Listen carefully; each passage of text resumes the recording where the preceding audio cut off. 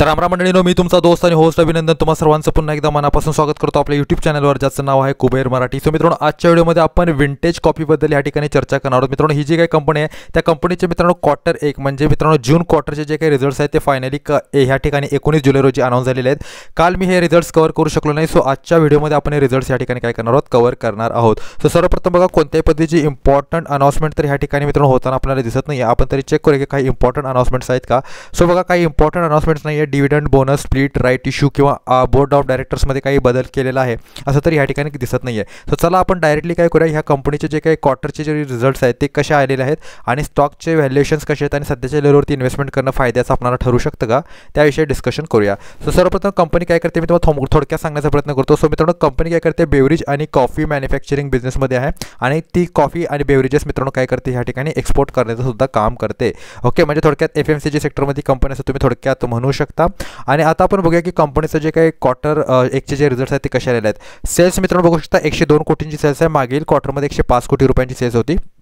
So definitely मित्रांनो consolidated statement आहे, ही गोष्ट लक्षात ठेवा. ओके, स्टँड अलोन स्टेटमेंट नाही आहे.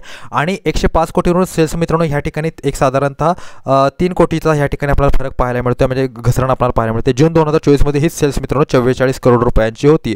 सो जून क्वार्टरचा जर विचार केला 2024चा, तर त्या हिशोबाने जर बघितलं तर सेल्समध्ये डेफिनेटली खूप जास्त एक्स्ट्रॉर्डनरी ग्रोथ आपल्याला पाहायला मिळते. ऑलमोस्ट मित्रांनो जी काही सेल्स आहे ती 2x ह्या ठिकाणी जास्त वाढलेली आहे. एक्सपेन्सेस मित्रांनो 84 करोड रुपयांची ह्या ठिकाणी झालेले आहेत. ओके, डेफिनेटली सुद्धा वाढलेले आहेत. अर्थातच सेल्स वाढली म्हटल्यावर एक्सपेन्सेस सुद्धा वाढणार आहेत, मॅन्युफॅक्चरिंग कॉस्ट वाढणार आहे. ऑपरेटिंग प्रॉफिट 18 कोटी रुपयांचा मित्रांनो ह्या ठिकाणी होताना आपल्याला कोटे ना कोटे दिसतोय. आता चला आपण बघूया ऑदर इन्कम्स कसे आहेत मित्रांनो. कंपनीचे ऑदर इन्कम्स बघितले, 1 कोटी रुपयांचे ऑदर इन्कम्स, 2 कोटी रुपयाचा इंटरेस्ट कंपनीने पे केलेले कर्जांवरती आणि 14 करोडचा नेट प्रॉफिट आहे, जो मागील क्वार्टरमध्ये 16 करोड रुपये होता आणि जून 2024मध्ये 5 कोटी रुपयांचा होता. म्हणजे ऑलमोस्ट मित्रांनो जो प्रॉफिट आहे तो ह्या ठिकाणी 3x झालेला आहे मागील जून क्वार्टरपेक्षा. सो अत्यंत एक्स्ट्रॉर्डनरी मित्रांनो रिझल्ट्स या ठिकाणी कंपनीचे लागलेले, त्याच्यामुळे एक एक्स्ट्रॉर्डनरी परफॉर्मन्स आपल्याला या ठिकाणी पाहायला मिळतोय. सध्याच्या लेवलवरती आता इन्व्हेस्टमेंट करणं मित्रांनो ह्या ठिकाणी फायद्याचं ठरू शकतं का, त्याविषयी आपण चर्चा करूया. सो बघा, डेट टू इक्विटी रेशो अत्यंत कमी आहे, म्हणजे फंडामेंटली कंपनी अत्यंत स्ट्रॉंग आहे. रिटर्न ऑन कॅपिटल एम्प्लॉयड आणि रिटर्न ऑन इक्विटी अनुक्रमे 15.5 आणि 17.10 आहे, म्हणजे रिटर्न सुद्धा खूप चांगल्या पद्धतीने कंपनी जनरेट करते. पीचा जर विचार केला तर 36चा पी आहे मित्रांनो. सो डेफिनेटली ही जी काही फिगर आहे ती मला थोडीशी हाय वाटली. थोडासा पी ह्याचा मित्रांनो हाय आहे. सो व्हॅल्युएशन थोडंसं मित्रांनो काय ह्या स्टॉकचं ओव्हर आहे.